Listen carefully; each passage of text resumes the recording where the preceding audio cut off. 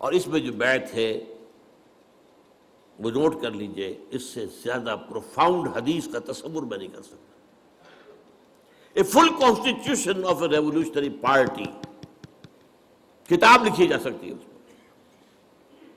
حضرت عبادہ ابن ثابت فرماتے ہیں رضی اللہ تعالی عنہما، اور یہ متفق علیہ روایت ہے بخاری اور مسلم دونوں کی، بایعنا رسول اللہ صلی اللہ علیہ وسلم علی السمع والطاعۃ فی العسر والیسر والمنشط والمکرہ وعلی اثرۃ علینا وعلی لا ننازل امر اہلہ وعلی ان نقول بالحق اینما کنا لا نخاف فی اللہ لومۃ لائم. 10 آئٹم ہم نے بیعت کی تھی اللہ کے رسول سے، آپ کا ہر حکم سنیں گے اور مانیں گے، چاہے مشکل ہو چاہے آسان، چاہے ہماری طبیعتیں آمادہ ہو چاہے ہمیں اپنی طبیعتوں پر جبر کرنا پڑے.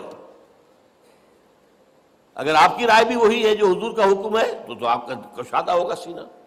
اگر آپ کے خیال میں رائے کوئی بہتر کوئی اور تھی تو پھر یہ کہ آپ کو اپنی طبیعت پر جبر کرنا ہوگا، ماننا پڑے گا.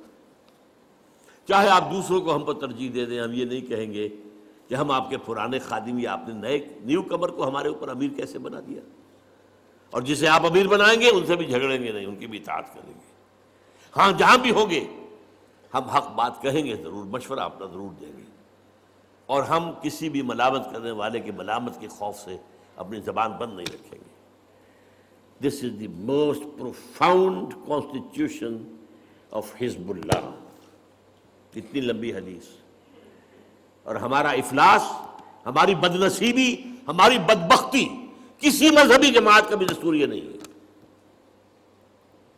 کس قدر ناقدری ہے، چھوٹی چھوٹی حدیثوں کے اوپر کفر کے فتوے دے رہے ہیں.